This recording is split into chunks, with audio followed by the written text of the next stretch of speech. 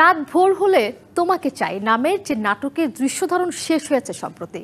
রফিকুল মোর্শেদ পালাওয়ানের রচনায় ও মাসুম প্রধানের পরিচালনায় নির্মিত যে নাটকের গুরুত্বপূর্ণ ৩ চরিত্রে অভিনয় করছেন মীর রাব্বি, শহীদুজ্জামান সেলিম ও জাহেদ ইসলাম।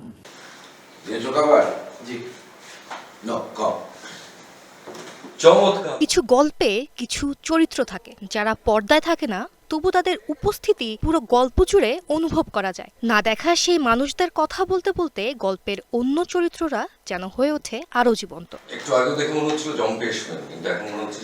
এমনই এক আবেগময় গল্পকে কেন্দ্র করে উত্তরার একটি শুটিং হাউসে চলছে রাত ভোর হলে আমি তোমাকে চাই নাটকের দৃশ্যধারণ। নাটকটিতে অভিনয় করেছেন মীর রাব্বি, শহীদুজ্জামান সেলিম ও জাহিদ ইসলাম সহ আরো অনেকে। এই গল্পটা একটু অন্যরকম, মানে রাত ভোর হলে আমি তোমাকে চাই, সেই তুমিটা কে, আসলে একটা সম্পর্ক, সেই সম্পর্কের গভীরতা আসলে মানে প্রেম শুধু প্রেমিকার মধ্যে, তার বাইরেও তার অনেক ধরনের সম্পর্ক থাকে আমাদের। সেরকম কোনো সম্পর্কের একটা তাড়না আছে।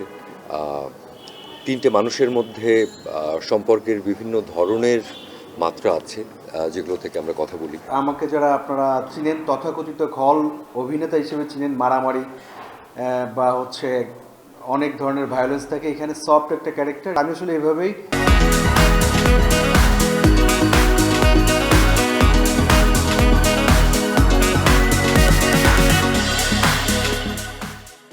এই টাইপের ক্যারেক্টারগুলো চাই, ভিন্নতা চাই। রহমান মোস্তাফিজ পাভেলের রচনায় নাটকটি পরিচালনা করেছেন মাসুম প্রধান। নির্মাতার বিশ্বাস নাটকটি ভালো লাগবে সব বয়সীদের। আমরা একটা নতুন প্রোডাকশন করতেছি,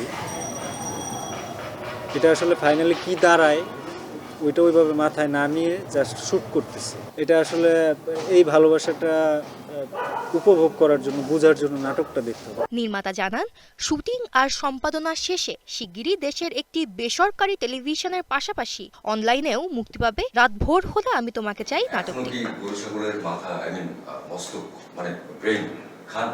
সঙ্গীতা ইসলাম, ডিবিসি নিউজ, ঢাকা।